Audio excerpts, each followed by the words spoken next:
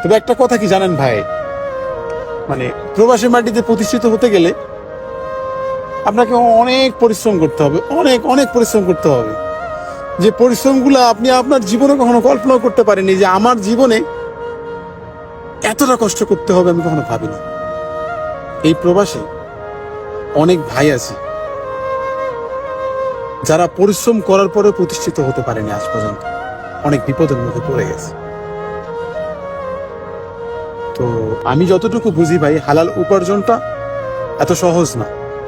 হালাল উপার্জন করতে গেলে একটু কষ্ট করতে হবে।